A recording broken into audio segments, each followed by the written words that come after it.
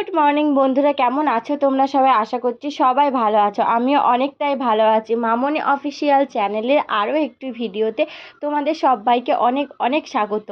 সকালবেলায় ঘুম থেকে উঠে গেছি। আজকে উঠেছি তোমার ওই 6:30টায়। 6:30টার সময় ঘুম থেকে উঠে দেখো আগের দিনে যে সমস্ত জামা কাপড় ছিল, বাসি জামা কাপড়, সেগুলোকে আমি বার করেছি। আর বলেছিলাম না একটা ক্যাথা আছে যেটাকে কাচতে হবে, এই দেখো সেটাকে আমি কেচে নিচ্ছি। আর এখানে আমি ক্যামেরাটা ধরেছি, কিন্তু কখন যে এরকম ঘোলা পাড়া হয়ে গেছে আমি বুঝতেও পারিনি। আর এই ক্যাথাটা না জলে ভিজানোর পর এতটা ভারী হয়, তাই আমি একটু পায়ে করে করে কেচে নিয়েছি। কাচাকাচি শেষ করে এদিকে ঘরে আসতেই দেখি বর মানে দোকানে বেরিয়ে পড়ছে। তো ও যখনই দোকানে যায় না, সোনা এরকম মানে গাড়িতে একটুখানি চাপবেই। ও ওই গাড়িতে চাপার জন্য ওয়েট করে থাকে যে কখন বাবা বেরোবে আর আমাকে একটু গাড়িতে চাপাবে, এই আর কি।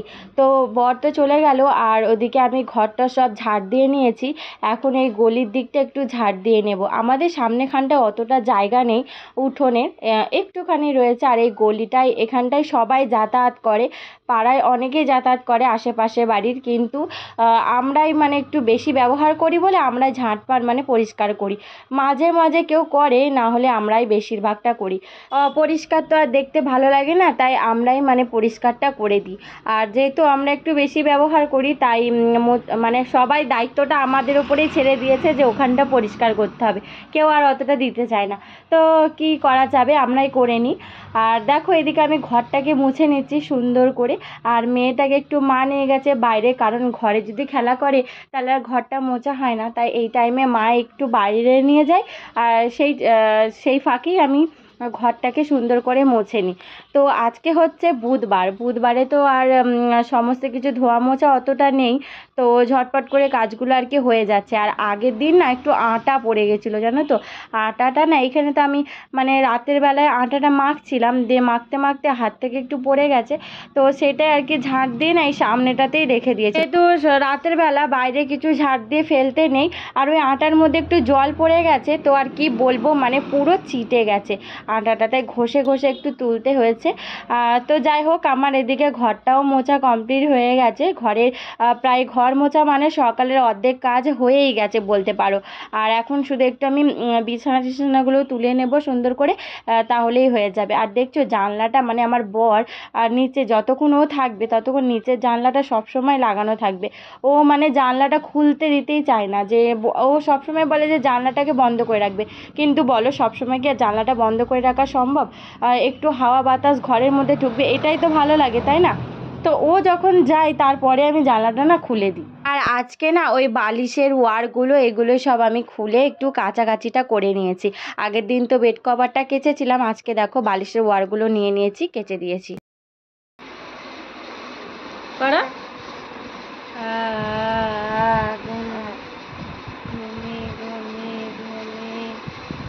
বাবা সোনা ওর পুতুলকে ঘুম পাড়াচ্ছে। কেমন করে বাবা? দেখি কেমন করে ঘুম পাড়ায় করে।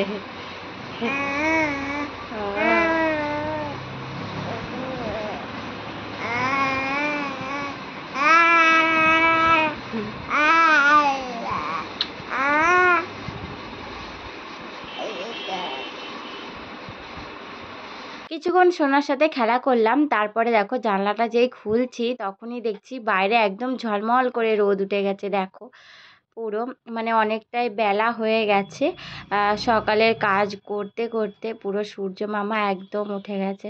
আর সকালের প্রথম রোদে গাছগুলো যেন একদম ঝলমল করে উঠেছে। তারপরে এদিকে আমি যে সমস্ত বাসনগুলো মেজে রেখেছিলাম সেগুলোকেই না আমি এখন ভালো করে উবড় করে রেখে দিচ্ছি, সাজিয়ে রেখে দিচ্ছি আর কি। তো এরপরে না ভাত চাপাতে হবে।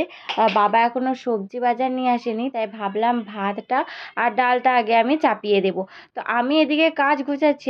আর দেখো সোনা এই বালতিটার মধ্যে কয়েকটা বাসনপত্র ছিল, সেগুলোকে সব মানে বার করে ফেলেছে। তো দেখো এই বালতিটার মধ্যে একটু জল ছিল, তো সেটাকে নিয়ে না ও এখন মাথায় দিচ্ছে, মানে চান করছে যাকে বলে। তো ও এত পাকা হয়েছে, মানে যেটাই দেখে সেটাই করতে চায়, এরকমটাই আর কি। আর এরপর আমি সোনাকে একটু খাইয়ে দিচ্ছি, তো ওকে খাইয়ে দিচ্ছি। আর ওদিকে মানে কে এসছিল, মানে কারোর সাথে আমি কথা বলছিলাম, ঠিক আমার মনে নেই। তো ওর সাথে হাসাহাসি করছিলাম, হ্যাঁ মা ছিল, মানে আমার শাশুড়ি মা ছিল, ওনার সাথেই কথা বলছিলাম। আর সোনাকেও এদিকে আমি খাইয়ে দিয়েছি। তো ওকে তো খাওয়ানো হয়ে গেছে, এরপর আমি নিশ্চিন্তে কাজগুলো গুছিয়ে নিতে পারবো। এখানে ডাল করব বলে একটু বিনস, গাজর আর আলু কেটে নিয়েছি।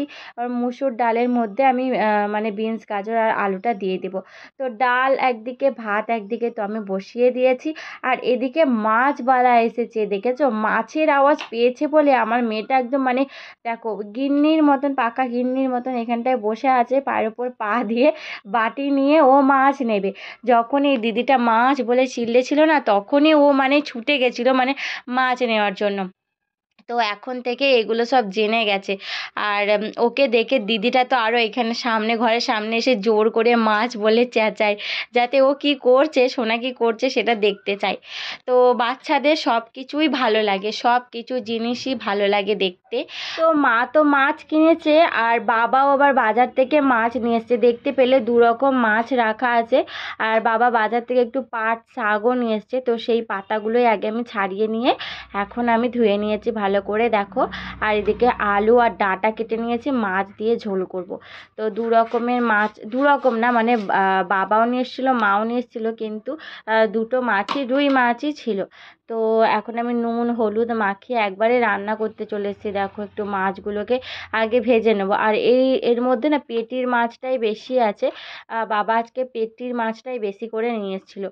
তো দুদিকে আমি তোমার কড়াইয়ে রান্না চাপিয়ে দিচ্ছি, যাতে একটু তাড়াতাড়ি করে হয়ে যায়, তার জন্য একটু দুদিকে রান্নাটা চাপিয়ে দিচ্ছি। আর অনেক দিন পর আমাদের বাড়ি পাট শাক রান্না হচ্ছে, একটু রসুন ফোড়ন দিয়ে আমি শাকটা চাপিয়ে দিয়েছিলাম একটু কাঁচা লঙ্কা দিয়ে। আর এদিকে দেখো মাছের ঝোলের তরকারিটাও আমার কমপ্লিট হয়ে এসছে, মশলা দিয়ে সুন্দর করে কষে নিয়েছি। দিয়ে এখন ঝোলটা ফুটে গেছে বলে একটু মাছের পিসগুলো আমি এর মধ্যে দিয়ে দিলাম। তো রান্না বান্না ওদিকে তো আমার প্রায় হয়ে যাওয়ারই মতন, তরকারিটা ওদিকে ফুটছে, এদিকে আমি ঘরের বাদবাকি কাজকর্মগুলোকেও গুছিয়ে নিচ্ছি। আর এতটা গরম করছে না বন্ধুরা, কি বলবো, মানে এখনও তো অতটা গরম পড়েনি, তবুও মনে হচ্ছে যে গোটা গরম পড়ে গেছে, মানে পুরো গরমটাই এখন থেকেই পড়ে গেছে। আর আজকে আমি 6:30টায় উঠেছি, পুরো 6:30 থেকে তোমার ওই 8টা 8টা পর্যন্ত আমি কী করে কাজগুলো করি একা হাতে সমস্ত কিছু, সেটাই আজকে আমি তোমাদের কাছে শেয়ার করছি।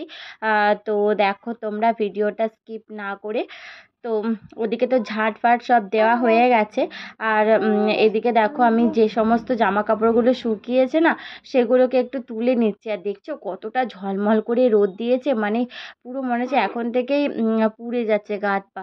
তো কি আর করা যাবে, তাড়াতাড়ি করে আমি সমস্ত জামা কাপড়গুলো আমি তুলে নিলাম। আর এই কটা হচ্ছে ভিজে ছিল, এই নাইটিটাও ভিজে ছিল, তুলে নিয়েছিলাম বলে আবার মেলে দিলাম বাইরে। আর বাইরে একটু জামা কাপড় দেয়া মানেই হচ্ছে শুকিয়ে যাওয়া, এতটাই রোদ দিয়েছে। তো দেখো জামা কাপড়গুলো আমি তুলে নিয়ে যাই, কাপড়গুলো শুকিয়ে গেছে। এগুলোকেও আবার ভাঁজ করে একবারে গুছিয়ে রেখে দেবো। ওদিকে আমি বাসনটা যে রান্না করার পর যে বাসনটা হয়েছিল সেটা আর মাজতে হয়নি, মাই মেজে দিল বাসনটা। আর আমি এদিকে হচ্ছে জামা কাপড়গুলো একটু ভাঁজ করে গুছিয়ে নিয়েছি। আর চলো কী কী রান্না হয়েছে দেখিয়ে দিই। ভাত হয়ে গেছে, এদিকে ডাল হয়ে গেছে, আর এই পাট শাক ভাজা হয়ে গেছে, মাম্মামের জন্য মাছ ভাজা রেখেছি। আর এই হচ্ছে আমার মাছের ঝোলের তরকারি, দেখেছো সুন্দর একটা কালার হয়েছে, খেতেও ভালো হয়েছিল। আর এইদিকে দেখো বাবা, আমার বর, ওরা সব চলে এসছে। তো সোনা তো আগেই দাদা দাদা করে কোলের মধ্যে চলে গেল বাবার। ও দাদা দাদাই বেশি বলে, খুব ভালোবাসে আমার শ্বশুর মশাইকে, তাই ও দৌড়ে আগে বাবার কাছে চলে গেল। তারপরে আমরা এদিকে ভাত বেড়ে নিয়েছি খাবো বলে। তো চলো একবারে খেয়ে নিই। খেয়ে নেওয়ার পর আর রেস্ট নেওয়া হয়নি, একবারে চলে এসেছি কাজবাজ সব গুছিয়ে নেওয়ার জন্য। গ্যাসটাকে সুন্দর করে মুছে নিচ্ছি, কারণ রান্না করার পর গ্যাসটার অবস্থা তো একদমই খারাপ হয়ে যায়, তেল ছিটে এসব পড়ে। তো একবারে ভালো করে গ্যাসটাকে মেজে নিয়ে, আর যে সমস্ত মানে দুপুরের খাওয়ার পরে যেসব বাসনগুলো আর কি হয়েছিল, তো সেই বাসনগুলো আমি এখন ধুয়ে নেব ভালো করে। আর দেখো, একা হাতে সংসারের সমস্ত কাজ করা তো, তাই অত রেস্টটা হয়ে ওঠে না, মানে রেস্ট নেওয়াটা অতটা হয়ে ওঠে না। মনে হয় যে যেইটুকু সময় আমি রেস্ট নেবো সেইটুকু সময়ে আমি আরও কিছুটা কাজ করে নিতে পারবো, এরকমটাই মনে হয়। তো সমস্ত কাজ বিকেলে প্রায় কমপ্লিট হয়ে গেছে, ভাবলাম একটু এই শোকেসটা একটু মুছে নিই, কাজগুলো একটু মানে নোংরা নোংরা হয়েছে, আচ্ছা আচ্ছা। আর রোজ একটু করে মুছে নেব ভাবছি এরপর থেকে, কারণ রোজ একটু করে যদি আমি কাজটা মুছে নিই না শোকেসটা, তাহলে দেখতেও সুন্দর লাগে আর অতটা নোংরা পড়বে না। তাই আমি রোজই একটু একটু করে মুছে নেব। আর দেখো, খাটের ওপরে মাম্মাম সোনা খেলা করছে, তো ওর সাথে কথা বলছিলাম আর আমি ওদিকে কাজগুলো সব করে নিচ্ছিলাম। তারপরে সোনাকেও তো রেডি করাতে হবে, ওকে বিকালে কিছু খাইয়ে দিয়েছি হালকা খাবার। আর এই যে এখন আমি ওকে একটু রেডি করে দিচ্ছি, একদম হাত পা সব ধুইয়ে দিয়েছি, দিয়ে একটু চুল টুল সব আঁচড়ে দিচ্ছি। আর আজকে যেহেতু ওকে শ্যাম্পু করিয়ে দিয়েছিলাম, তো মাথায় একটু তেল দিয়ে দিলাম, না হলে চুলগুলো না শুধু চোখের সামনে আসছিল, ওর ভীষণই বিরক্ত হচ্ছিল। তো তার জন্য একটু তেল মাখিয়ে সুন্দর করে কাজলের টিপ পরিয়ে একবারে ওকে গুছিয়ে দিয়েছি। তো সোনা আর মা তো ওরা চলে গেল একটু মন্দিরে পুজো দিতে আর সন্ধে দিতে আর কি। আর আমি এদিকে দেখো রাতের খাবারগুলো রান্না করে নেব। তো তার জন্য দেখো রাতে আজকে হচ্ছে তড়কা বানাবো, তাই ছোলার ডাল আর হচ্ছে ওই সবুজ মুগ ডালটা ছিল, ধুয়ে নিয়েছি, দিয়ে প্রেশার কুকারে চাপিয়ে দেবো, 5টা সিটি মারবো ব্যাস, তাহলেই আমার ডালটা একদম মানে সেদ্ধ হয়ে যাবে। আর এই প্রেশার কুকারটা না অনেকটা পুরনো, দেখতে পাচ্ছ ডানটির কাছের ওই কালো ইয়েটা মানে ধরার জায়গাটা না খুলে গেছে। আর এদিকে আমি তড়কা করার জন্য টমেটো কুচিয়ে নিয়েছি, পেঁয়াজ কুচিয়ে নিয়েছি, লঙ্কা কুচো করেছি, রসুন কুচো করেছি, আর এদিকে একটু মানে আমি আটা মেখে নিয়েছি। আর হ্যাঁ, আদাটা রেখে দিয়েছি, ওটা একটু গ্রেট করে নেবো তাহলেই হয়ে যাবে। দুধটাও গরম করতে হবে। তো প্রেসার কুকারের ডালটা তো আমার সেদ্ধ হয়ে গেছে, ওটাকে আমি জল ঝরাতে দিয়ে দিয়েছি। আর এদিকে আমি কয়েকটা রুটি বানিয়ে নেব।